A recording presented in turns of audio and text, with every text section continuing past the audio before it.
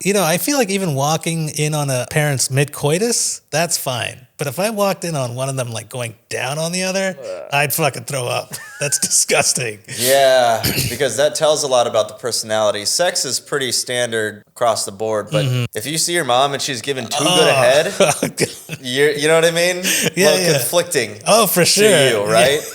You're thinking like, wow, that's pretty good head. I shouldn't be thinking that. Would I give good head like that too because she gives good head like that? This is your next reel. Yeah. This is your mom head. There we Mom go. head. Oh, God. All right. On that note.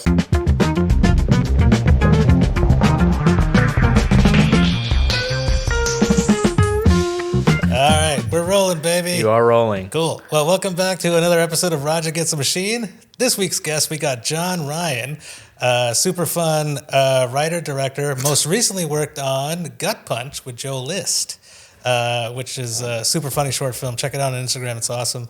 And so dude, tell me what's going on. Well, it's on YouTube. The poster is on Instagram. But yeah, sure. This guy. If you want to see the poster, go look at the poster I made. But then if you feel after that you want to watch the film, you should probably go to YouTube where they have videos. Yeah, I should have clarified. Yeah. If the poster lures you enough, check it out on YouTube. Yeah. Which it did for me. I saw the whole thing. It was great. Oh, thanks. Yeah. The whole thing. Yeah, the whole thing. That's great. Yeah. Tell us exactly. It wasn't much to watch, but so I was able to bear through it. Yeah. But no, I love. I saw the still of Greer Barnes. That's actually what lured me in. Oh yeah, he's the best. Yeah, I'm trying to work with him on something right now. He said he's down to do it, so we'll see. But yeah, I love Greer Barnes. He is a New York comedy treasure, and just sort of a pillar of the scene. And it just is to me insane to me that he's not in everything. Right? It's crazy though. He's like a pillar of the scene when you're here in New York, but outside of New York, he's kind of like a sleeper. Nobody really knows who he is. Yeah, it's crazy. Yeah, I guess it is and it's not. I mean, I don't know how much he does the road, and I don't know how much he puts himself out there to do that. I mean, he's leaning more into speaking for him, but like he's not incredibly active on social media. He takes 5 phone calls to answer the phone. Like, he's doing his own thing. He's got a busy personal life. Yeah. And I think that but he should be sought after way more. I agree. He's worth the 5 phone calls for the one to pick up. Oh, for sure. He's very good. But for someone to do those 5 phone calls to get to him, that's where... Yeah, I mean, I'm exaggerating too, but yeah, he's got a manager. That's the main thing. I just don't hit up his manager because I just want to talk to him. Right. Yeah, no, super, super cool dude. I only met him once. I actually had a conversation with him once, and it was very brief. But so I'm basing it off of his stage persona. But he seems like super cool. He's great. He's like the way he describes his comedy is like it's little plays that he does on stage, which is very true. I love what he does. It's very much so like I can see it one man showish vibe, and like, but he's always kind of just doing his like 15 or whatever at the Cellar, and he told me he's gonna start doing the stand more. No way. I don't know if I need to say it, if I can. I don't think it's a big deal, but I don't think it's a big deal. Yeah, he told me, and but I think that's great for him. I think the Stand's a great club. It's so crazy because he's like a pillar at the Cellar, and now I know. It's big news that he's doing a lower club. Well, he told me that the Cellar is like they don't really give you an opportunity to go because to go perform other clubs because they book you so many slots. I mean, I guess that's the case for him, right?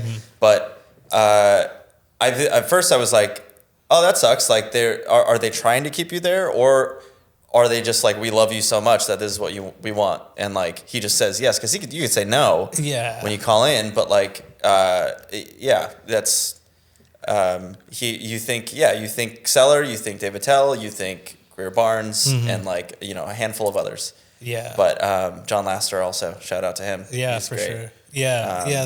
That's one of the what is it, the crutch of working at the Cellar. It's like, if you're liked over there, you're gonna get tons of spots. but that also takes you away from doing spots anywhere else. Yeah, but So the Cellar's also a great hang. Too. Oh, well, for sure. Yeah, but it turns into like a catch-22 because if you say no to spots at the Cellar, then you'll stop getting booked. Oh, Yeah. yeah. Are you a regular there? No, but I am currently working my way in. So Can you talk more about that? Yeah, or what's not? the process in getting your way into the Cellar? Well, you need 2 recommendations to get in, and I have 2 recommendations. Then it's just a process of getting seen there and then getting the audition. So I have been doing spots there. Now I'm just waiting to get that audition. So when you go on, like you're not a regular right now, but you go on, you get booked by just like The comic who's doing, who runs the show. So it's almost like you go on like a produced show. Got it. Oh, okay. Yeah. Okay. So you go on those, and then you're just kind of waiting that hopefully somebody. Who are you waiting for? Well, so I'm waiting for the manager upstairs to recommend me to either SD or no. The Oh, owners. okay. Yeah. Okay. And that's just a matter of like It's just a matter of killing time. and you know putting in the reps. Putting in the reps, having good reps, consistently good reps. And then eventually you're going to get that call for an audition. Yeah. Got it. Yeah.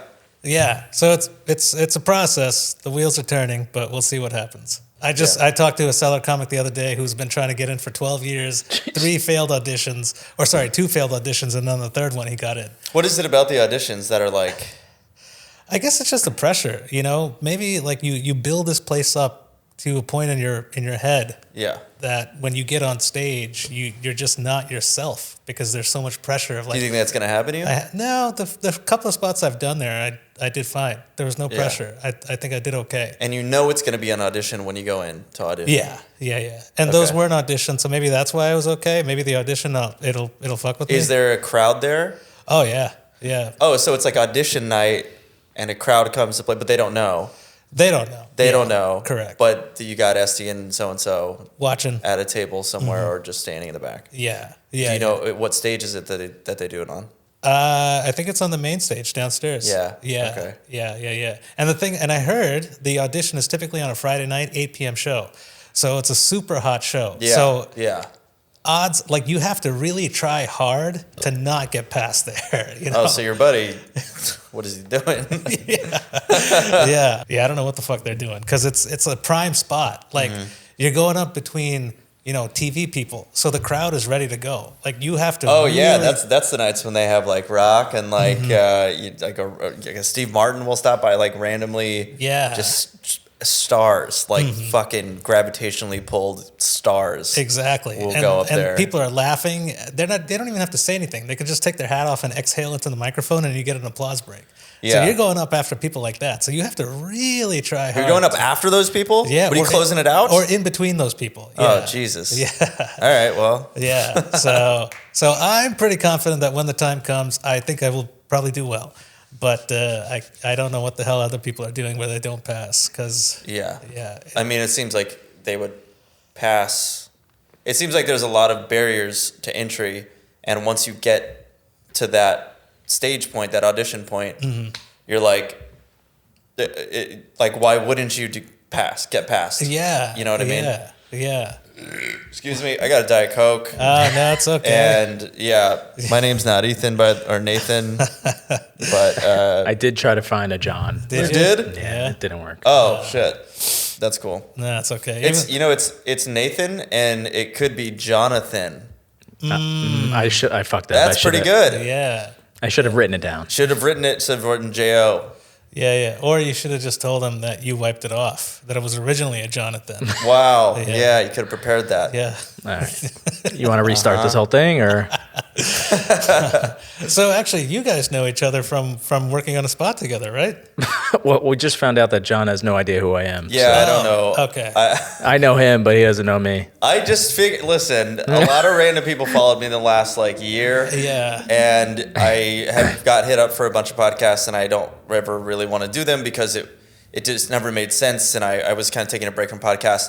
And but now that this is all happening, and I'm trying to develop this movie right now. It just I just feel like I'm down to do some podcasts. Yeah. It seems fun. Yeah. I'm honored that you chose to do mine. Yeah. I mean, the numbers aren't very impressive. But, Yeah. Well, that's why I'm here to help. Thanks, man. Thank you. I'm just I kidding. appreciate Who the fuck? I've got nothing. it. No, you got more than me.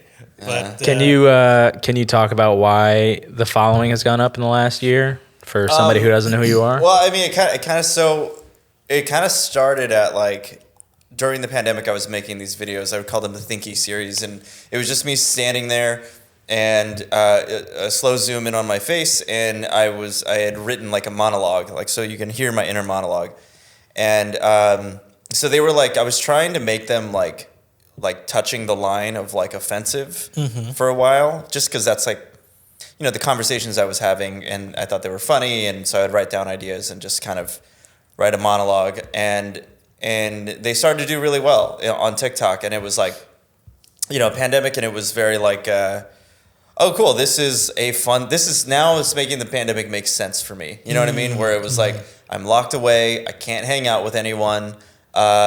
This is what I can do, and I'm not going to do like short films. It takes so much work to do short films that I just wanted to do something as simple as possible. And the simplest thing you can do, content-wise, is film yourself just standing there. So I was like, how can I make that something?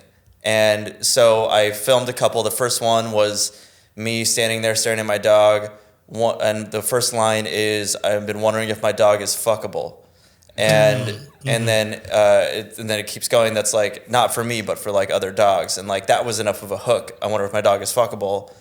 That it like got people in there. And to me, that was just like an easy thing to write. After that was like, you know, how can I expand this idea of like wondering if other dogs want to fuck my dog, and then it just went from there. And everything, like millions of views started to come in, and I was like, okay, this is something. I could keep doing this. And then I did it for like 6 months, like pretty strong.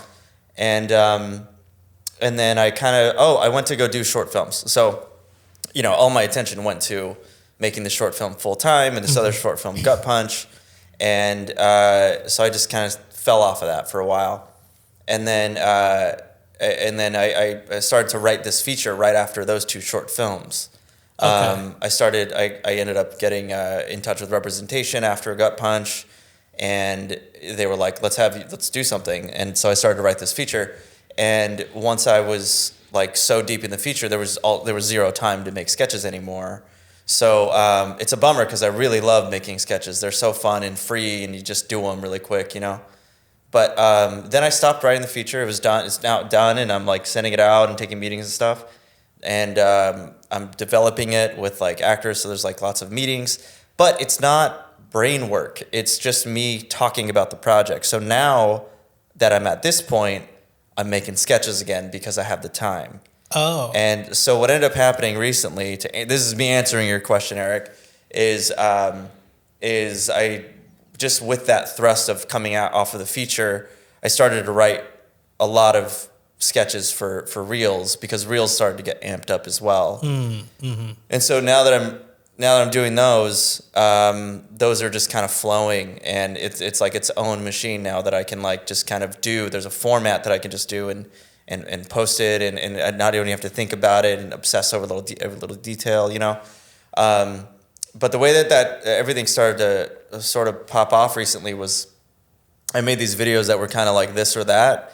Like, should I take an Uber or the train, or should I order takeout or cook at home? Mm-hmm. They were really stupid, but there's a devolving that happens in the video that gets really relatable and goofy, and then people just started to share them like a shit ton, and it really popped off, and like a lot of people wanted to feature all these videos,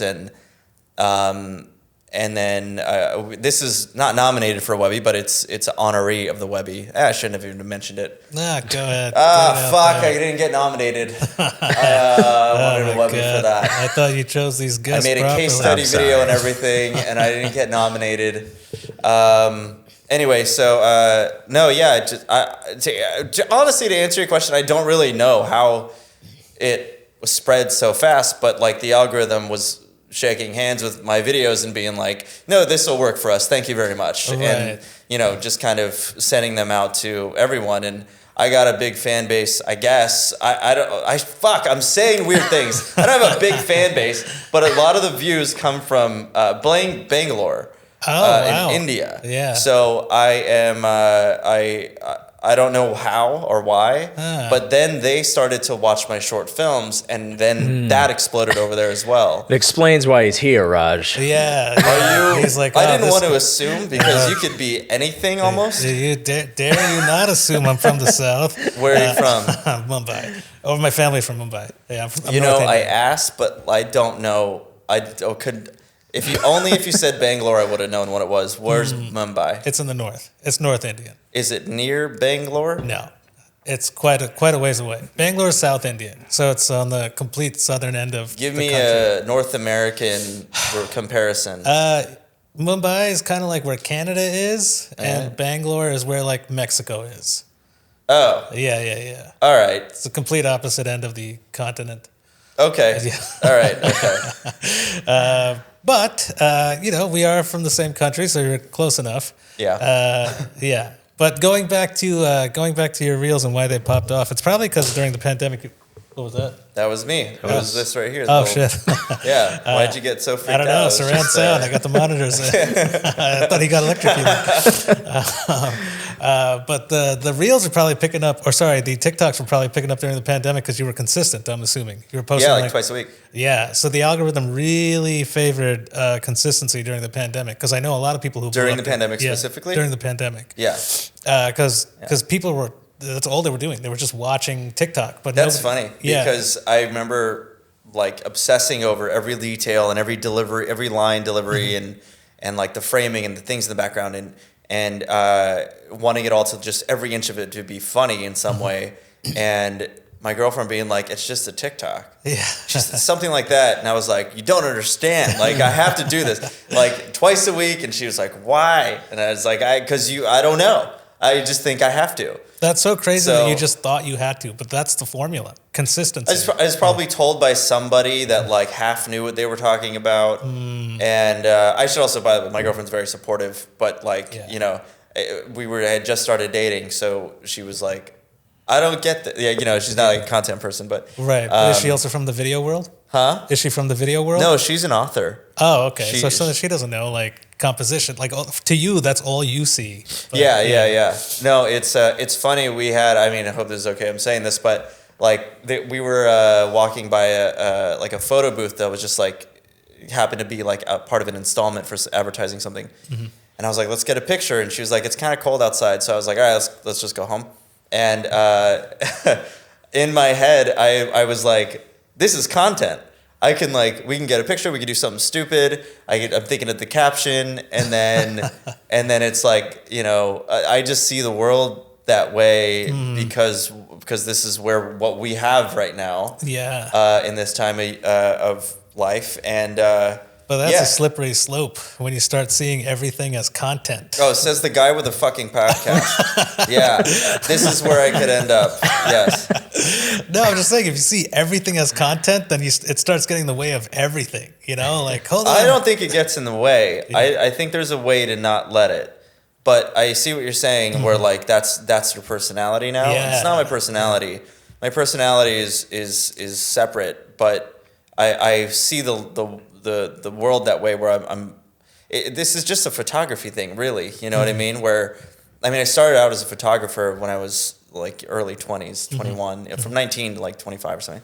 And I just try to notice things that I think are funny or interesting. There's always been like a sense of humor in whatever I'm doing.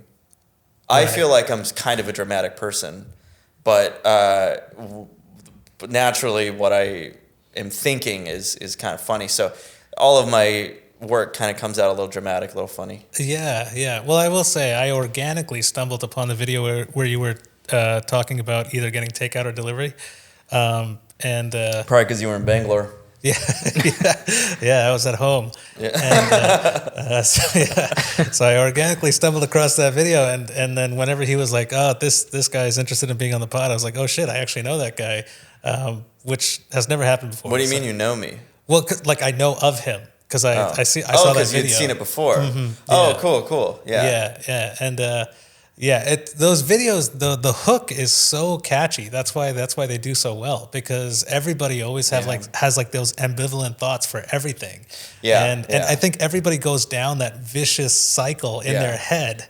But to see somebody actually doing it on a video is hilarious, and I think that's I try to craft them, like design them pretty well in the writing for social media, and so. Thanks. I guess it's working. Yeah, it's really working. Like the other day, I had a similar thought. Like I was having sex, and then I had to like fart really bad. So then I started going through all these thoughts. I was like, do I come or do I fart? But if I don't fart and I come, then I might shit. You know. So I was going through like this downward spiral in my head the whole time. Yeah. And then I saw one of your videos, and I was like, oh. He gets it. Oh, he's talking about takeout. That's the same. Yeah. So see, that type of video is what I would have made during the pandemic for TikTok, because it's more edgy. There's more angst to it or whatever, more edge to it. Right. Do I fart or cum is a great concept. Mm-hmm. Yeah. That's a great video. We're gonna see that next week. Yeah. Well, you're welcome. Yeah, just gonna be me plowing. I don't do stuff like that anymore. Because honestly, they're not gonna let you do that anymore on Reels and TikTok. It kind of sucks, but.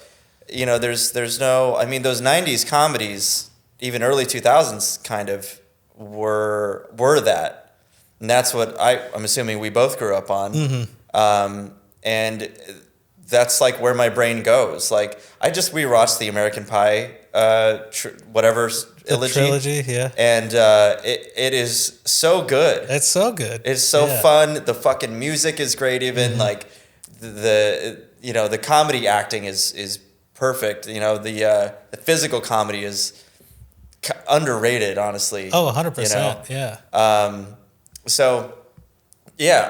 I always want to do that. I always want to talk about farting and coming. That's my favorite. Yeah. Well, the thing is, everybody talks about how like, if those movies came out today, it wouldn't work. But then you show them that it fucking would. Yeah, exactly. You show them if any executive had the fucking balls to do it, it would be a hit. Oh. I mean, dude, did you see Emil Joachim's monologue on SNL this last week? Oh no! Why did he talk about that? He talked about some shit that I'm not gonna like quote his stuff, but like if you check it out, he's talking about things that 5 years ago would have been cancelable. Right. I will say he said something about like we pretend we wouldn't have slaves, but like. Yeah, we would. Because it's the same thing with like Uber Eats. Like he was kind of comparing that. Oh, so true. And like they're like driving through the rain, and we're like, no, come upstairs. Like it's like, and they're only getting like a couple bucks per delivery. So it's like a lot of us would have slaves for sure. If it was normal and it was a thing, like can't speak to the bad part of it, but the service part of it is like basically the same thing action wise, but it's I don't know what the fuck I'm saying, like really bad stuff. No, in this podcast. I wouldn't have slaves. Well, I mean, but that is true though. I would pay people the right amount, and I would take care of them financially. And I got to say all this right stuff, right? Yeah. And I would be nice, and they would get a Christmas present and a bonus, and basically it's now. Well, I mean, going to your point though, it is kind of like slavery, but the only reason we get away with it now is because there's that disconnect. Almost like when you buy meat, as opposed to butchering the animal yourself. There's that disconnect. That's good. Yeah. So like with these Uber drivers or Amazon drivers and all that stuff, the disconnect is there. Disconnect. Yeah. There is. You know what? There's nothing worse than like an Uber driver that's just like a guy. You want them to not speak English. You want them to be like just stoic. Like you ever get in an Uber and you're chatting to your buddy like loud and like, you're just like kind of talking as if they're not there. Yeah. And then you get out and you don't even think about the fact that you just did that, but how great it was that he didn't turn around and go, so what do you do for a living? You're like, I don't fucking shut up, Justin. Yeah, exactly. You know, Yeah. 1 star.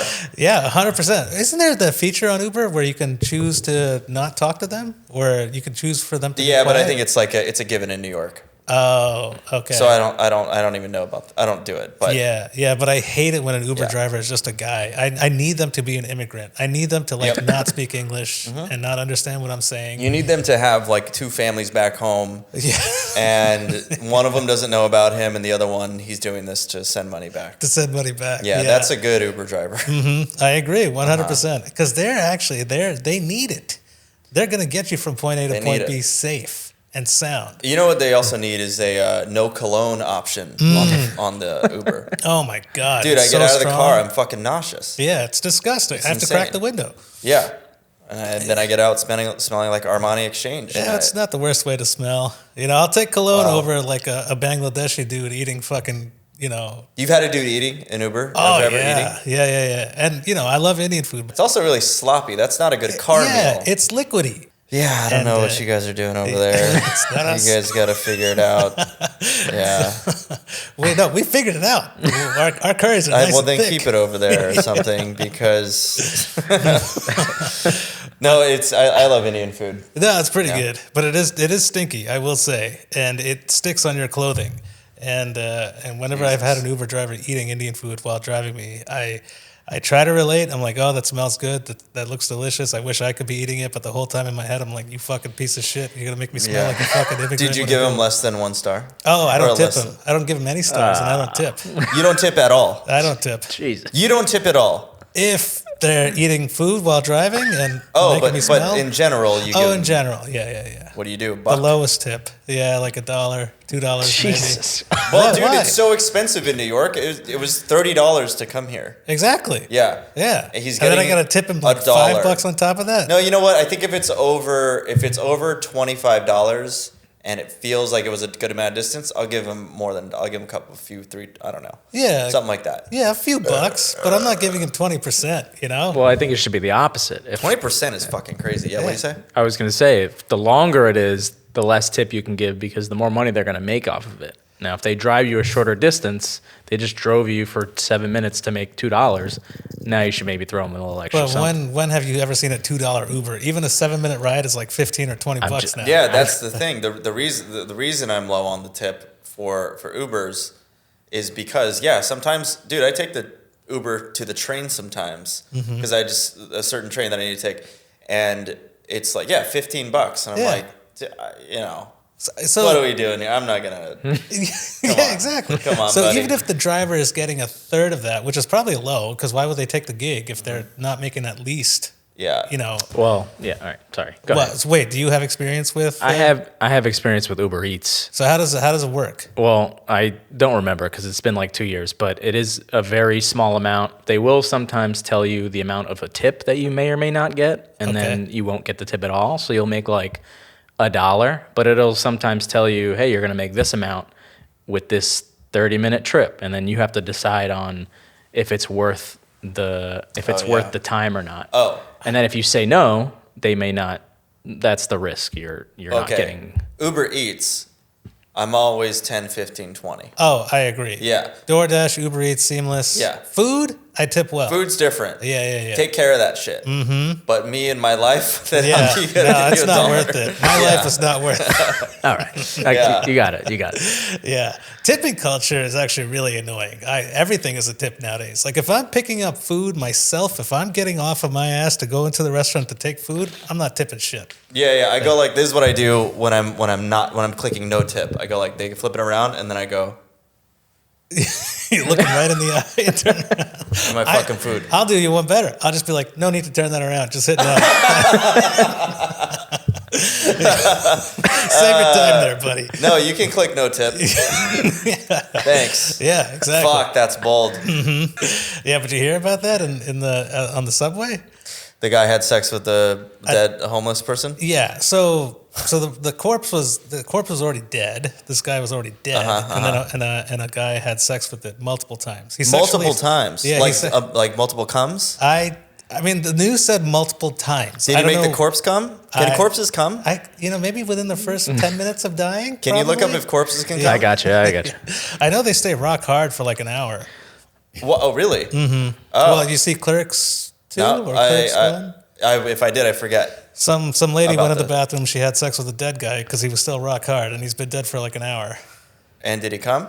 I don't know. They probably cut that scene out, but according to Google, no, a corpse cannot experience an orgasm. They can. Yeah. Well, I mean, who's there to verify? Okay. Yeah.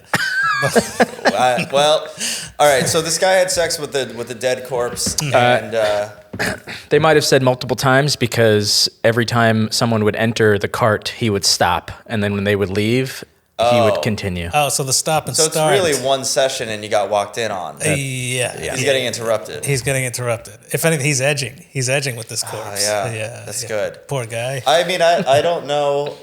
I mean, it's all disgusting. New York is disgusting in general. Mm-hmm. That is a new level.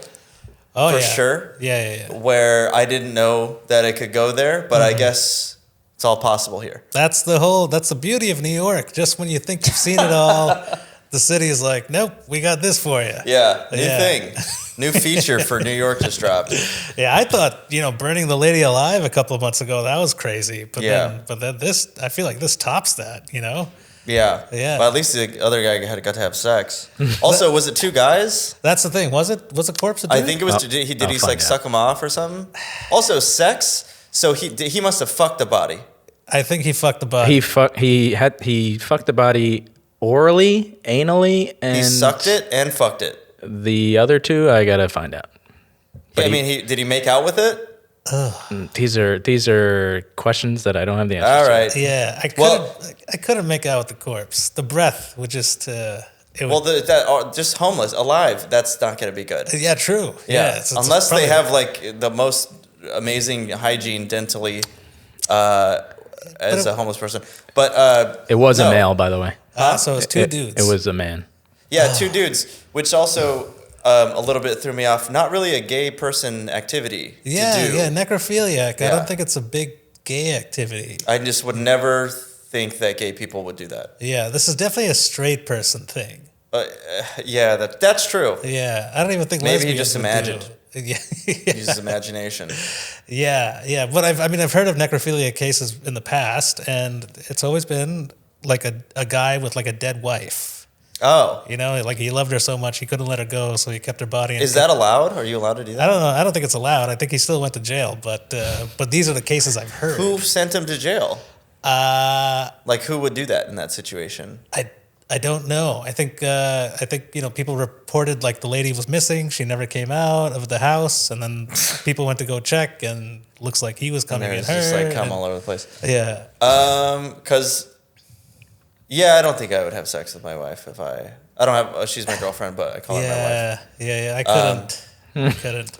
There's times when she's alive, and I'm like, I can't do this. There's times when she's alive.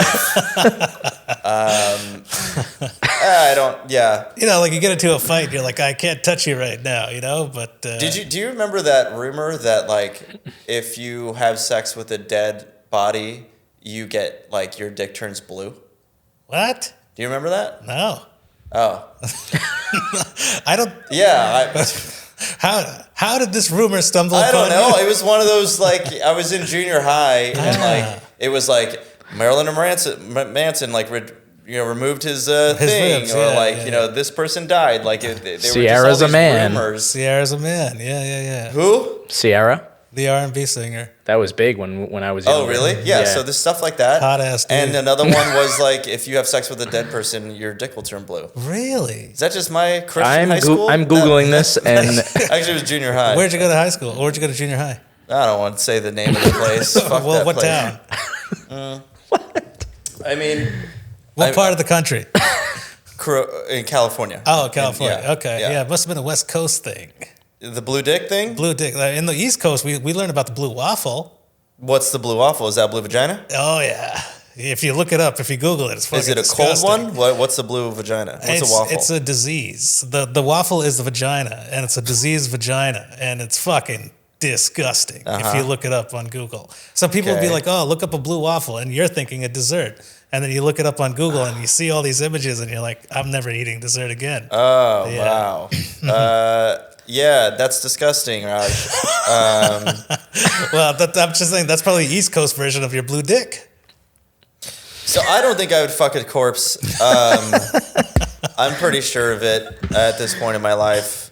I don't think that was a question. I don't think we were. I know I was trying to get away from the blue waffle because it's fucking disgusting. You didn't even see it. Yeah, but I'm imagining it now, it just doesn't look good. Oh, it's terrible. Yeah, I'll clip a photo of it with this conversation. Yeah, Yes. a lot of cream. But the whole corpse thing, I think that's fucking crazy that this dude fucked another dude, a dead dude, multiple times on the subway. Because you've always heard that story of like a person died on the subway, but it went through like 10 different cycles before somebody found a dead body. Right? Yeah. Because that's how preoccupied New Yorkers are. But this is a whole different level. Well, if you saw that walking in, just what? You just go to the next cart and just keep playing Arcade Fire or whatever the fuck it does. to. It does sound like multiple people did do that. Really? So they just saw this and they're like, it's a Tuesday, and then they Yeah. walked into the other car. That's crazy. Yeah. I was on the subway the other day and it stopped for like too long with the doors open, and the people on the platform were like running from something. Mm-hmm. And I remember just kind of being like, I think it's okay. And like a woman with a baby was next to me. And she wasn't really doing anything, so I was like, if the mom's not doing anything, I think I'm good. Yeah, you're in the clear. But then I was also like, what if it's just a straight up like assault shooter that's just doing like just coming this way, and like this is my reaction to people running from something. Well, I'm just standing here. But you're basing your reaction off the mom with the baby. Yeah, okay, but I was not reacting for like a while, and then I finally noticed. Oh, okay. Mom's here. We're all good. Well, odds are I feel like a good percentage of people would probably react that way, because no matter how many times you hear about shit on the news or see things on social media, you never think it's going to happen to you. I think it's going to happen to me, and then I'm gonna stop it, and I'm a superhero. That's when I realized I'm a superhero. Oh, don't you feel like when you were a kid, you were like, I'm going to be a superhero one day, and then you like kind of checked to see like what could I do? Like I remember being in the pool. Remember when you would be in the pool and you would like imagine you're Spider-Man holding on to the side? Oh yeah. And I would like kind of hang there and just kind of like let go and see if I'll stay there. I would just test myself to see like, am I next? Am I the next super something? Yeah. So yeah, I did imagine that when I was like 7. Yeah. And then I stopped imagining it when I was like 8. Oh, sure. You didn't believe in yourself. I don't believe in myself. Yeah. You're not doing anything with the Avengers. So you still think that your time has not come yet? It's in there. It's in there. I'm a late bloomer. Oh wow. Yeah, I didn't really start like looking like a man until like 26 or something like that. Oh, okay. I looked very young until around then. Until 26. How old are you now? Yeah, 37. Oh, okay. Yeah. So you've only been. I've only been this for 9 years. 5-6 years. Oh, okay. Oh yeah. Okay. Yeah. 9 years. Yeah. Wow. Indian math. Mexican work. Yeah. I could have sworn you were Japanese. That's. I am Japanese and Mexican. Oh shit. Yeah. Whoa. So I'm 50% pure Japanese, and I'm like 30% Spanish and 20% Native American. That's crazy. So how does that make That's happen? Mexican. Because Spanish came and raped all of the Native Americans. Oh no, I know how that happens. How do the Japanese and the Mexican get together? Oh, over the phone. My parents met over the phone. Whoa. They were. My dad owned a business, and the person who was receiving all the orders he would send was someone who sounded like a hot chick. So he told his delivery person, "Hey, tell me if she's hot, because she sounds hot." And so delivery person came back and was like, "She's banging, dude." And so he was like, let's see what's up. So like he would flirt over the phone with her when he had to call her, and then eventually met halfway. She lived in Palm Desert or something like that, Indio, and he lived in LA, and they met up at a hotel. That's crazy. And you were conceived. Yeah, they did something. Yeah. Yeah. They played some Scrabble and now they had a great time and probably watched, like a nice movie on the TV. Yeah. That's how they conceived children back in the day. Yeah, you watched a little bit of HBO back then. And just hold hands and all of a sudden you're like, I feel it. Yeah. Did you ever catch your parents having sex? No. Did they do that? So, yeah, they definitely did. Okay. I woke up one morning and I was in between my mom and dad and they were both naked. So I think they were probably doing... Is this 2 weeks ago? This is this morning. Yeah. Yeah, I was like maybe 4 or 5 and I just remember my mom naked and my dad naked and I was like, what are you guys doing? Yeah. And they were both just giggling and laughing, and I don't know what they were. They probably went and boned in your room. Probably. Yeah. Or, well, I had a habit of jumping into their bed in the middle of the night. So I think they kind of just had to make do with me in the corner. So they were post-coital. Oh, yeah. You jumped in the wet spot. Yeah, I cleaned it up. And then you fell asleep in it. I woke up all sticky. Yeah. Yeah. Cum-covered baby. Yeah, that's probably why I love cum so much. You love cum so much? Yeah. It's trauma. Yeah. But have you caught your parents having sex? Yeah. Yeah, it still bums me out, honestly. I've heard them a couple times. One of them was they were like extremely I mean, they still are, but they used to be extremely physical. Mm-hmm. And so much so that I didn't notice that they were being extra physical until I started to have friends over in like junior high. And they'd be like, what the fuck are your parents doing? They're like making out. And I'd be like, I don't know. What are you talking about? They're just making out. And I just noticed that. But yes, one night, I think I was like 4 or 5. And I woke up early and I went to go into the room and their door was locked. Oh, no. And so I was like, that's odd. And then I kind of hear them moaning. And my stomach just is... You heard your dad moaning too? Yeah. Well, he wasn't... I mean... I don't know. If I heard my dad moan, I'd kill myself. Oh, God. Well, I mean, listen, that's not moaning, but like... Grunting. Yeah. There you go. Jesus Christ, my dad's going to kill me. They don't like when I talk about them on stuff. But hey, what's the fucking mystery? I'm here. Of course they had sex. Of course. So, yeah. No, I went to the couch and I curled up in a ball and just was like about to throw up, and then they finished and came out and they were like, what's going on? Are you okay? And I'm like, I'm fine.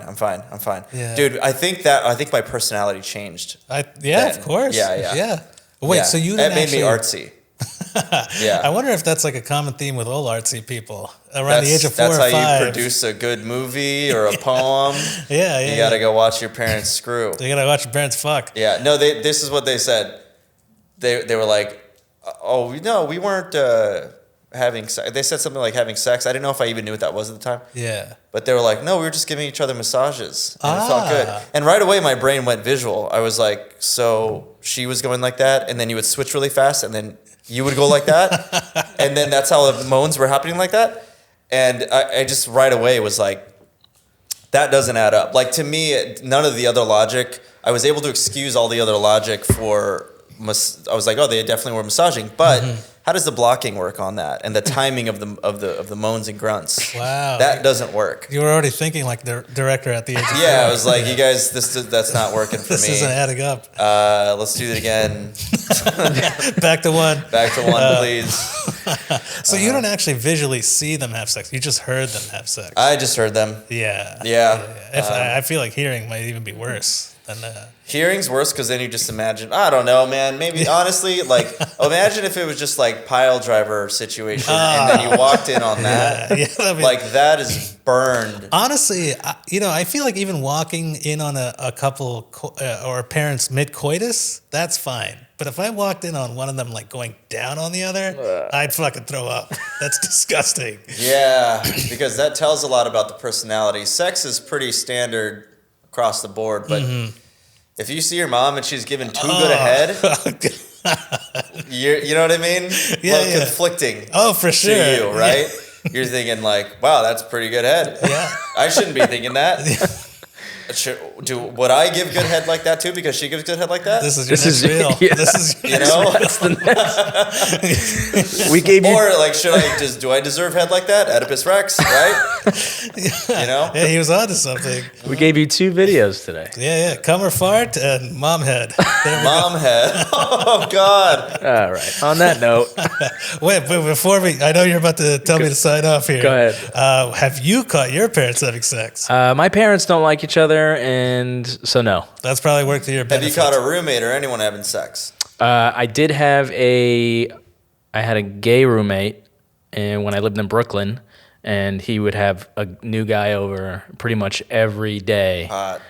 and it was a lot of slapping, a lot Whoa. of moaning, Whoa. not grunts. Like This dick is- slapping face? No. I mean, I'm sure Well, you that don't was know. happening. Yeah, Yeah. that's true. It sounds the same. Yeah, it sounds the same. No. There's a lot of ass slapping and grunting, moaning. There was one where, the turnover was like a revolving door. There was one guy who came in from work. He worked at a hospital, and my roommate, they went in for 2 seconds, and immediately I heard him leave, and I asked him what happened, and he said he told the guy that he smelled, and he had to go, and Yeah.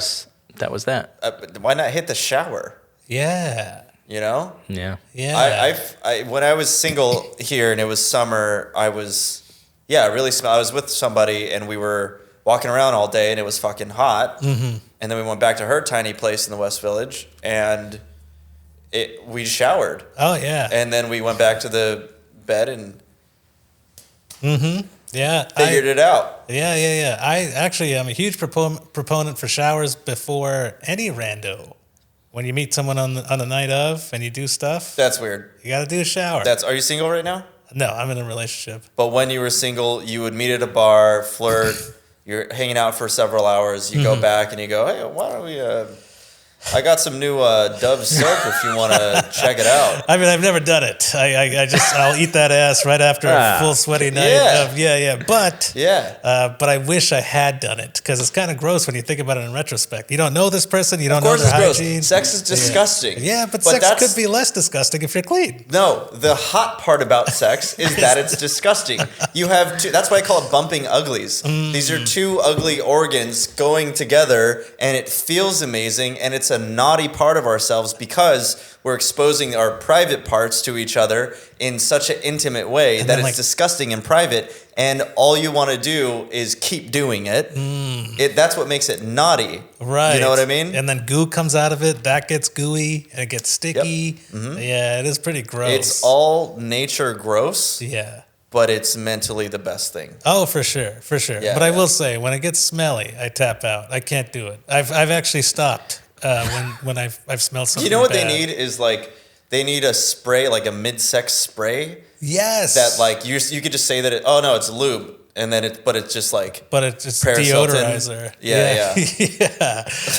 yeah. Because sometimes things start stinking halfway, and if you're really in the moment and you're feeling primal, you'll push through it. But sometimes you're not that hot and heavy, but you're still doing it, and then it just takes you out of the moment, and I can't do it. Yeah, I mean it is nice in mid-sexy to be like, let's go to the shower. And then, they're like, yeah. And you're like, yeah. Yeah, thank God. Yeah. I was going to ask John if you had any plugs. I am developing a movie right now. It's called 3 Months of Killing. It's about comedians that are stealing jokes. And I'm trying to attach the right actors. I think I got my lead. And so keep an eye out for that. I may fundraise for it, but for now, just follow me on Instagram. That's awesome. Well, actually, before we close out, you did say that you had some studio backing for this, right? For 3 months of killing. No, I mean I'm taking meetings with different production companies. Okay. But nothing's announceable yet. Oh, okay. Okay. It's all just conversations right now, and things feel promising with certain people, but who knows? Yeah. Well, I was always curious as to how that works because if you do have studio backing, do you still do fundraising or do they back a percentage of it? Do they back the whole thing? I was always curious. No, it's a horrible look if a studio wants to also heavy fundraise. Yeah, I can imagine. Imagine Netflix being like, $20 million plus Raj is like $15,000 he raised. Like, what's the point? What's the point? Yeah. So unless you can come in and bring a substantial amount of the budget, then it makes no sense for you to crowdfund for yourself. Okay. But if you're doing it independently, like I am, I am going to crowdfund as well as have my producer go find me money from foreign countries, from their connections, angel investors, all that stuff. And then for me, I mean, I'm projecting that I can maybe raise, maybe a couple $100,000. Okay. And then if I can do that, that is a good chunk of because the difference between making a movie for $200,000 and $250,000 is a lot. Oh, for sure. There's a lot of comfort that you get from that extra push. So if I can go and raise a couple $100,000, then I'll be in a good position to make my casting crew really comfortable, or more comfortable than they're going to be at the moment. Yeah, for sure. Yeah, the $50,000 will give you a huge chunk of padding. Yeah, you're able to, get a better location with a green room and crafty, all that shit. Yeah. The food's better. You feel better. There's just yeah, for tons sure. more you get with it. I was gonna say though, what do you think about? Did you hear about that guy in Netflix who the director who just took all that money? Okay, so I had mentioned to a couple of friends in comedy because I was thinking maybe I'll just get a lot of comics to help me fund this movie because it's about comedy and I my lead is revered in the comedy scene and then everyone started to send that to me as if I was gonna do that. I was like, why are you sending this to me? First off, the guy, the fucking guy too, he spent it on crypto, divorce, and cars or something. Yeah. What a fucking dork. Not one mention of a hooker. Yeah. Yeah. What a waste. What an idiot, dude. Yeah. There should have been hookers and drugs in there at least. This guy's not rock and roll at all. No. So, that's crazy. And honestly, I don't even know how that can happen because the way that funding works goes into a protected account that multiple people have access to, and it's generally a business, the account. So it doesn't. I don't know how he did that. He must have done some really sneaky work to do that. Yeah, probably. I'm not financially smart enough to even steal money, much less morally, right? But I don't know how he did that. And I would never do that, but stop sending me that shit. Yeah, it's crazy. I don't even think that was a real thing because as his director, this not a first time director, but this was probably his first big deal with Netflix. Why would it? Yeah, I mean, I'm thinking I've never heard of this guy before, so this is probably one of his first big deals. Well, I don't know. $18 million is a lot for a first time director. Well, not first time, but first he's feature. not first feature, or he's not a known name, right? He's not. No, I didn't look into it too much. Yeah, I've never heard of this guy before. Right. So I'm thinking you have this big project with Netflix. Why would you fuck it up? Why would you fuck this up? It's called addiction, man. He just wanted to spend the money. I mean, I played the crypto game for a month this year. Yeah. And I was it's easy to get addicted because you can bet on anything. The Super Bowl was happening and then all of a sudden somebody made, I don't know the two teams, but let's just say Eagles and Patriots, people made those coins right away, and then I was basically betting on who's gonna win, right? And then you can switch if things are going a different way, and so I was on it, I was betting, and then the halftime show happened, fucking tanked, but I was it'll come back after the halftime show, gone. So whatever I spent was just gone, and I was just kind of doing that with everything, with crypto, you can do that, right? And it's very fun because it's very topical. But the ability to keep track of your money is you can't do it. So I mean, there's probably ways to do it. I'm like I said, I did it for a fucking month. But yeah. But yeah, I have no idea how the director did that. That's absolutely crazy. Yeah. But it's actually happened to me. I worked on a project once as a cam op, and the director of the project completely used all of the funds. None of the crew got paid. Nobody got paid, and he used all the funds, and he even sent out an email. He's like, sorry, I used all the money on my divorce. What is going on with these fucking nerds and their divorce? It's crazy. So then the production company actually paid all the crew. So they paid double.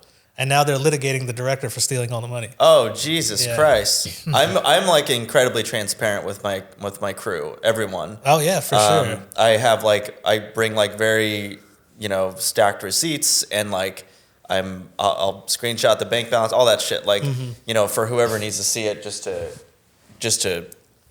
to gain trust, really, because when you're making a film, you just need everyone to trust you. Oh, exactly. Like, You lose your crew's trust, that shit spreads like wildfire. Spreads like wildfire, but also they're not going to perform like on your project very well if they don't trust you. If they're in on the vision, like for Gut Punch, everyone was in on the vision because after the first scene, the entire crew was laughing. And I was like, great, this is a good trust. Like my actors already trust me from rehearsal and like, random shit that I made. But when we were on set and I was meeting the crew for the first time, they were laughing. They were really into the script. Some of them, even like the sound guy was like, I read the script last night. I was like, that's crazy. Sound guys don't read the fucking script. Yeah. So it was a very nice thing of trust to have from that crew before the day even started. And then once the day, was at a hard place, about 10, 12 hours in is when you really need that trust, because you can coast for the rest of the time. But after 10, 12 hours, you need them to go, this guy's got something going on. I like what he's doing. I'm here. I'm going to fucking, ride this out to the end of the day and be there for this dude because I believe that this film's going to be good. That's really all anyone wants to be part of is just something good. Yeah. Like, a lot of people will even sacrifice their rate if they're a part of something good. You hear about actors do it all the time. I agree, yeah. And, it's very important that the director carries that. I'm a writer director, so the idea came from me, and also I'm in executing there. it, yeah. And so if a team sees that, then they're in, and it's just about keeping that trust the entire time. Yeah, for sure. And now, when you work on projects, do you try to do you have a DP that you always work with? Do you have like a crew that you always work with? Yeah, I mean, when I do like commercial stuff, it's all over the board because I'm part of a creative studio and we do so many different types of things. Then it's really fun to try out new DPs and see like what different images we can kind of come up with. But for me and my personal work, I do. I have a DP named Ling Mai, and he's really good, really fun to work with. I like our camaraderie before and after the shoot. It's all really great. But yeah, for the future, I don't know where that's going to go as far as like getting a crew. I would like him to shoot it, but there are a couple things that like maybe a different DP's eyes would be good for. I'm not quite sure at the moment. Okay. I send the script to him, just be like, do you want to do this? But again, it's coming down to like me choosing a producer at the moment. And then when I find the producer, I mean, we're going to sort of develop it a little bit more together. And then once that happens, it's a whole different project by that point, and I don't know what it needs. Right. So it really just depends on so many things. A lot of DPs own their own stuff. Yeah. And if they don't own the right equipment or they don't know how to work it or whatever, it's like, well, I got this other DP that like they own it and they've been doing it for like 6 years. So like, it really depends. At the moment, that's like my guy. So I would like to work with him on the feature, but just depends on where everything lands, Yeah. Well, see, I'm quite the opposite. Like when I work on commercials, like agency branded commercials, I have a DP that I always work with because I know the look I'm going to get. Wait, do you direct? Yeah. Oh, I didn't know that. Yeah. Oh, okay. Yeah. So I know the look I'm going to get, and when I have an agency putting money behind this and I got to deliver, I go with the trusted source. I don't mess around with other DPs. Yeah. Whereas with creative projects on the side, that's when I mess around with other DPs. Oh, you do the opposite. I do the opposite, yeah. See, the things, okay, so honestly, too, like I would probably do that with the creative studio, but it's kind of the creative studio's call. They want different looks all over the place, which to me, that's like not a good call. But like, you want to report, you want to process, and you don't want to stray from it because you get a well-oiled machine. And once you have that, you're ready to go and you can go faster. Yeah. So that's what I would rather do for all of my work. But, That's so crazy that the agencies don't let you pick your own DP. That's weird. No, they let me pick, but they don't want it to be the same person every time. They don't want it to be the same person. Because the projects have their own identity. They don't want everything to look the same. And I don't know. It's a whole thing. I mean, like, once I go freelance, though, it'll be I'm getting a team and we're riding or dying. That's how it's going to be for sure. Yeah. It's just a matter of like, whenever I go freelance and I get into the commercial world as like a director artist, that's like, putting my identity on every commercial. That's going to be like when I need my team. Right. Yeah. Um, Because I just think it's like when you have that team that already knows what your brain looks like, that's so much, you know what I'm saying? Like what you're seeing, I do. Yeah. then it's so much more streamlined, and it's less work to explain your vision to people. Yeah. When they see things through your eyes. Yeah, absolutely. And you can like recall certain things. Oh no, this is like that one spot that we did. And they're like, oh, okay, I get it. Like, you can't do that with like, if you're starting over every time, Yeah. It's like finding a new therapist every time. Yeah, pretty much. Yeah. And you got to be like, I don't know. So I would like to always kind of ride with the same crew, to be honest, but I'll get there. Right now it's just, gotta make sure that I'm making the right moves. And I think a lot of things will change like after the feature. I think I'll probably then go freelance, and that's when I'll find my people to take with me everywhere. Do you find there's more pressure when you work on agency commercials as opposed to working on your own stuff? Because I mean, you're working with agency money to create a commercial for them, whereas your own stuff, you're still funding money to create your own thing. I mean, there's way more pressure on me as doing my own stuff. Yeah. Yeah, because it's me. It's when I die, no one's gonna be like, oh, that commercial he made was good. They're gonna be like, what he made from his brain, from script to edit, it was good. Or like he made that joke, that's who he is type of thing. Like that's gonna be me. The agency work, I could honestly give a fuck about it. That's a paycheck. I get to put my voice into it sometimes, which is great, and that's when I care more. But generally, those like projects are really fun to do. They're great. They're a really good job. I can't even believe I'm doing what I'm doing for a living. It's fucking unreal. No, it's great. Yeah. But at the end of the day, do you really give a fuck about selling coconut water? You know what I mean? Could care less. Like, you don't really care about that. What you care about is what Raj made about, scooters, this scooter salesman that you just had from your brain, and then you made it. Yeah. That's what you really care about, because that's your thing, that's your identity, that's your legacy. So more pressure about my personal things, but it's a fun pressure.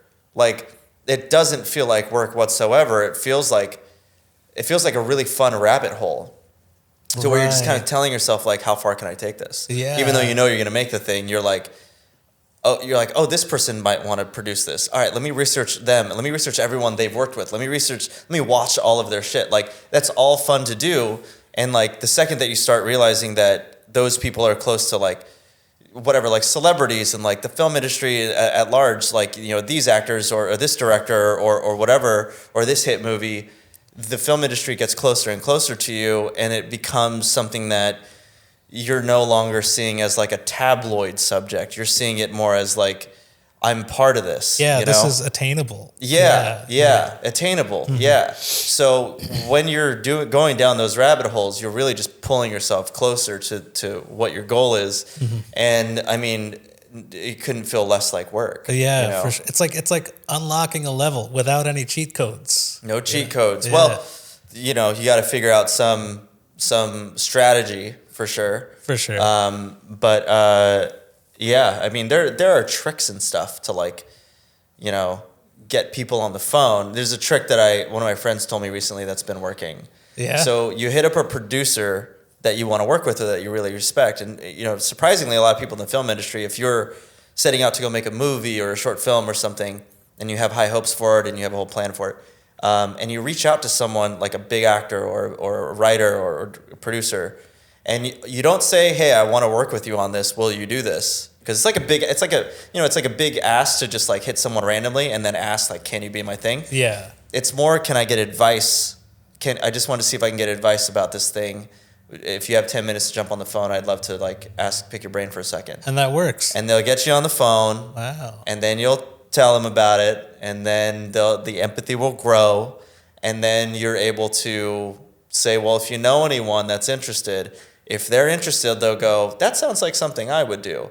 Or they'll recommend you to someone who's in their circle, which, if we're talking about you're hitting up someone that's more successful than you, they're hitting up someone that's more successful than you to do your project. Well, yeah, so, either way, you're getting closer to... You're getting closer. So there's like strategies like that. They're not cheat codes, but they're strategies. And like, I mean, I guess I've only kind of been doing that. I'm kind of like, fuck it, I'm just going to ask you. Like, yo, I think you'd be great for this. Because there's a lot of times when I've hit up people where I'm like, hey, can you send this script to that comedian or that actor or whatever? And then they don't. And then they see that I finished it and then it became successful. It's very nice feeling. Yeah, I'm sure. It's a very nice feeling. To be like, don't you wish you helped with that? Yeah. And now, fuck you. Yeah. And it's always like, Adam Sandler has this like really good story that I think someone told it about him. I don't know if he said it, but he was in an acting class in college, and his professor took him aside and went and got him a beer and was like, hey man, I just want to tell you, like, you don't have it. Like, you need to stop acting. Yeah. It's not going to work for you. And then he was like, all right, years pass, he becomes extremely successful. And then he randomly he's at a bar with like all of his like celebrity, Happy Gilmore friends and all that, Happy Madison friends, and sees that teacher. And he introduces his friends to the teacher, and he goes, hey, this is my professor from college. He's the only professor who bought me a beer. And that's like kind of how I like to face those things, because inevitably a lot of people are going to tell you no. I mean, you're going to get more of that than not. And to me, it's just a statistic. Like, they're just falling into that statistic, and like, it's fine. They don't see the vision. They don't understand what it means to help me right now. But like, when they see it, like, they'll understand what I was going for. And honestly, maybe, a lot of times I don't really know what I'm going for until it's done. I think that's like something that I'm learning about, like my process and stuff. Like, I do have a clear vision, but the vision like changes, a little bit and a little bit. It just kind of, it's a blur. You ever make an image on like Mid-Journey with AI or whatever? Yeah. You type in the prompt, and then you hit loading, enter, and then it's just a like ethereal blob. And then it loads, and then it becomes something. It loads, become more and more. Yeah. And then, so the script is always like 70% of the vision. And then the rest of it is like the 30% that happens in development. When you cast a new person, it becomes a different thing. When you get this producer, it becomes a different thing. This DP becomes a different thing. Like, it always is becoming slightly and slightly more. I wouldn't say different, but honed in. Right. And it's also kind of ever evolving until it's done. Until you're hitting play on the fucking project, you don't know what it is. Yeah, but the important thing is that you're going for it. Your vision changes over time, but you're still going for it. I feel like a lot of people quit. Like, they're like, I don't know what the hell this is going to become. This is all sorts of crazy, and they're like, I give up. It's like a massive tragedy to me. As oversaturated as like the film industry is with short films and any short film form content, it's like, it's like a heartbreaking thing that people just quit. Because if they just pushed more and went in those rabbit holes that I'm talking about, where you're like researching this or this camera feature or this lens or whatever, and like trying to figure out how this dialogue was written in this play so that you can like kind of steal the format but like make it your own, like those things to me are how you get through the process and then come out with something at the end. And it might not be what you started with, but the idea of pushing through and having something to hold in your hand after is everything.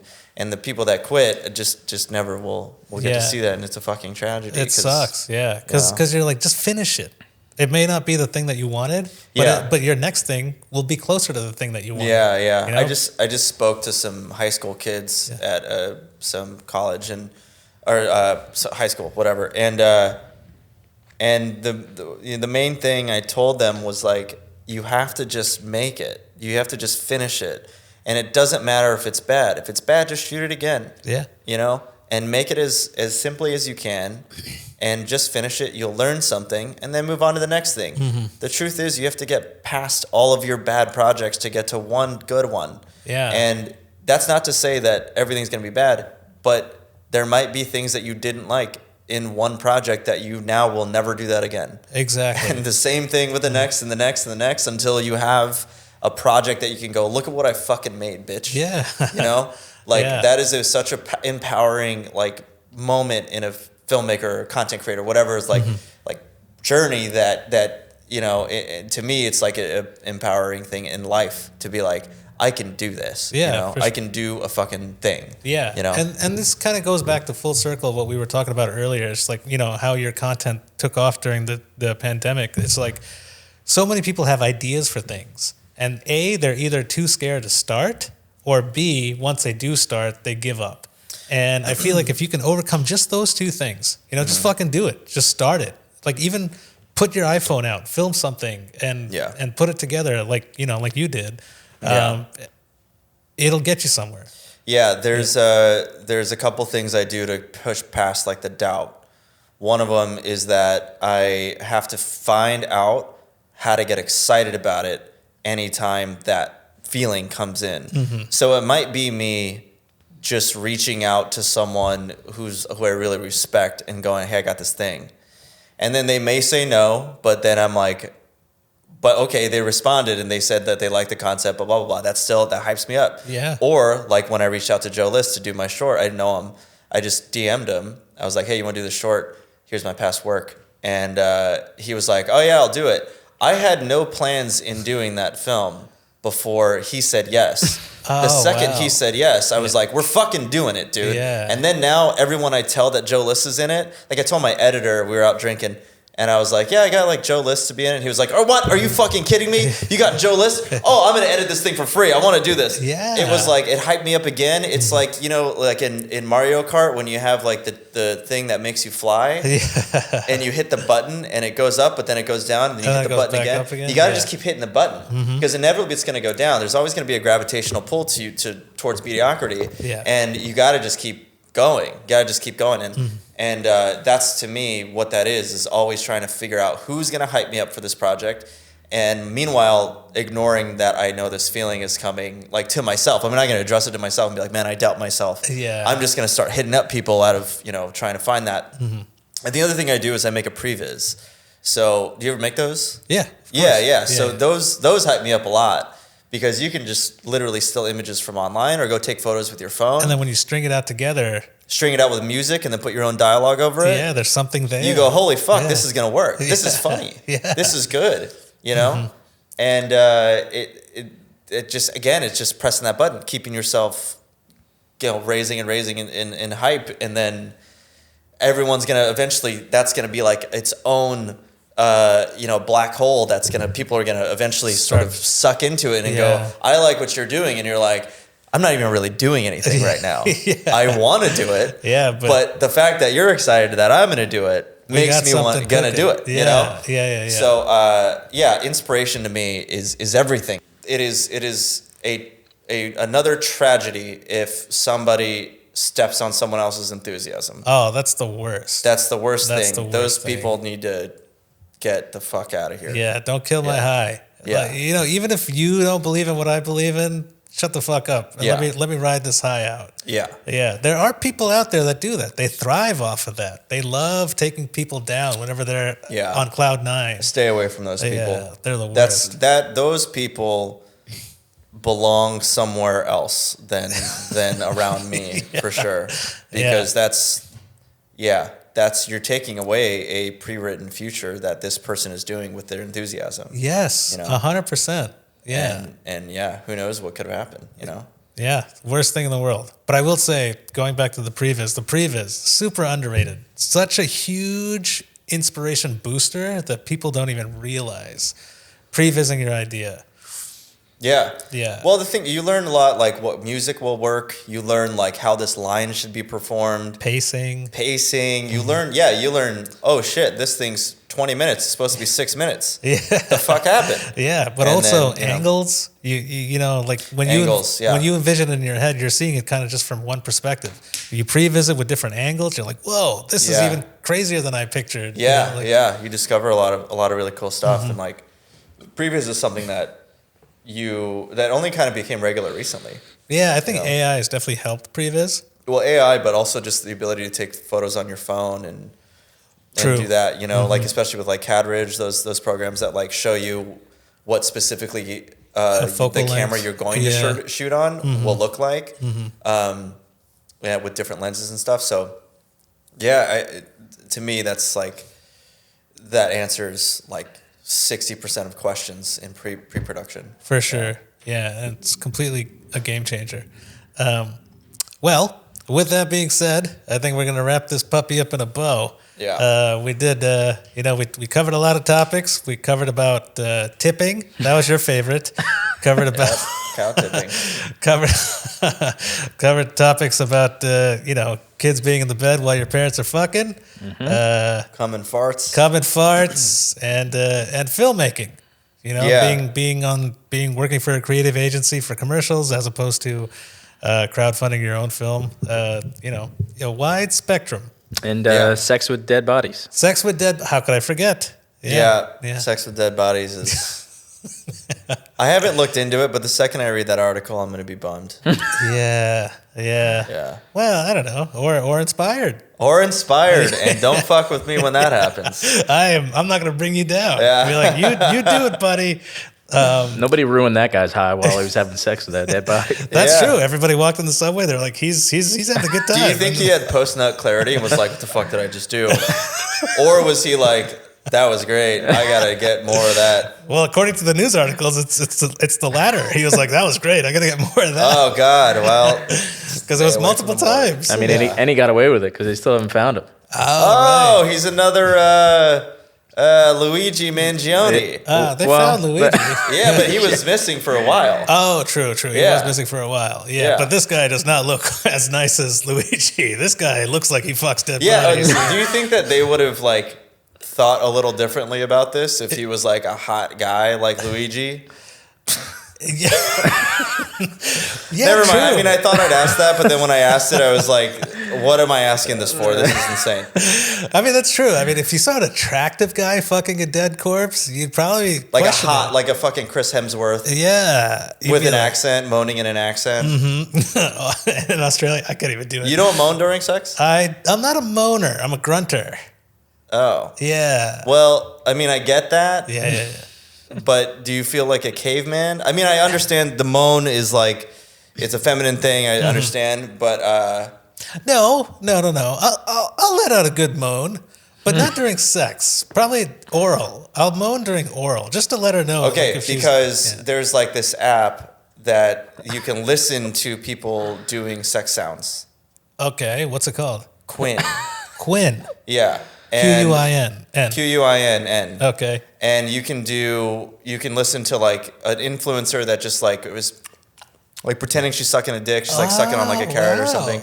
And then she's like, oh, you're so big, and like says all this shit, and then you jack off to that. Whoa. Yeah. It's a whole thing. But do you think that, this is what I was going to say. Girls, all right. Okay. So my girlfriend sent me this recently. Mm-hmm. So record audio of yourself while you're doing push-ups. Okay. And saying you're a good girl. And then send that to your girl. Ooh. And so I was like, I don't know if that's moaning or grunting or what that is. Got a little bit of both. It's a little bit of both. Yeah. And that's why I don't know if I should say moan or grunt. I don't know what I do. Yeah. But you look like a moaner. I look like a moaner? Yeah, you look Does that mean like I look like a bottom? No, you just look like someone who moans. Yeah. Not all bottoms moan. Some bottoms grunt. I don't know if I'm a moaner. I don't know what the fuck I do now that I'm blanking on what I do during sex. I think I say like, oh shit, or something like that. Oh shit, I'm sorry. That happened too fast. No, but push-ups while you're saying good girl. And then send that to my lady. Is what they dig. Oh, wow. Yeah, I'll try that. They dig it. I moan during push-ups, though. I'm a big 4, Yeah. 5. Yeah, so I don't know if that'd be so hot. Good girl. Right. Yeah, I don't know if she'd really be into that. All right. Well, I'll do it. I'll let you know how it goes. Yeah, please do tell me. I'm quite curious. The one time I did try dirty talk, it came out in an Indian accent, and I don't have That's an not Indian sexy. accent. Yeah, that's not sexy at all. That's the worst accent to put out during sex. Can you do it really quick? Yeah, so my I want to do it so bad, but I can't do it. I need you to do it. I'll start you off.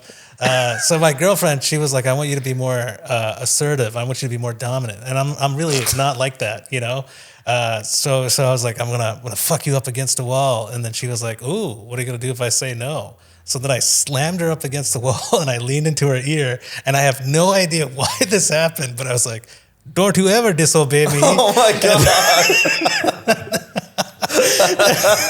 This is like a doctor when you didn't take your medication. Yeah, don't disobey me. And then instantly you could hear her vagina just seal shut. Yeah. And, it was not fun. No more curry for you. Well, she's like, "I don't know why you turned into your dad." And I was like, "I don't know, trauma, it triggered." Yeah. The only time I've ever heard someone be assertive was my dad when he yelled at my mom. Oh, so that's the only way you know how to do it. Yeah. Wow. Yeah. Yeah. So now you could do the accent since I started you off. Go for it. No. Nope. Of course. No, Yeah. I'm not doing that. Are you crazy? No. I'll do it at home later by myself. Record it. It'll go viral in Bangalore. Yeah. Oh God. Yeah. I mean, they'd probably dig it. That's the thing is like the native countries don't really care about like what is racist here, Oh, that's exactly. Yeah. Like they dig it. They love that Yeah. shit. Yeah. I don't know how to do like accents super good. I can do like a southern accent. I can kind of get that going. Oh, I hear it. But I don't know why that comes natural to me. Mm-hmm. But and then a little bit of Australian too. But yeah, like an Indian thing, it's just gonna come off cartoonish. For sure. With me. Yeah. And it worked for Hank Azaria for 20 years. Oh, he's so good. Yeah. Anyway, yes, I don't know. I don't want to take more of. You guys have tried to end this thing like 3 times. No, it's okay. It's going pretty well. You got any closing remarks there, Eric? This is great. Thanks. That guy is a man of many words. Wow. Well, with that being said, this was a super fun episode. Thanks, John, so much for doing it. I appreciate you for being here. You got any upcoming things that you want to plug? Nope. Just follow me on Instagram. Look out for movie updates. I'm making a movie. Cool. Oh, 3 months of killing. John Ryan is dead, right? John Ryan is dead. There's no H in John. Yep. So follow him on Instagram. It's super cool. I'm doing a half hour at QED on May 8th. That's going to be fun. Me and Natan Badalov, he's one of our ex-podcast guests. We're both running half hours at QED on May 8th, so that's going to be fun. Come out to that. And other than that, I got shows popping off here and there. Find me on my website, Raj Balani Comedy, or on my Instagram. Eric, you got anything? Just this. Okay. All right. Eric will follow you Yeah. on Instagram. Eric will follow you. If you go and tell him I want you to follow me, he'll follow you. Yeah. Well, there you go. You got a free follower. Thanks, man. So thank you guys for tuning in. We'll see you guys next week. Bye. I got a shit. Wait. I've been holding in one too for a while. Yeah. You guys can go together. No, thanks. You can pee together. You can't shit together. That's crossing the line. I can shit. I'm still rolling.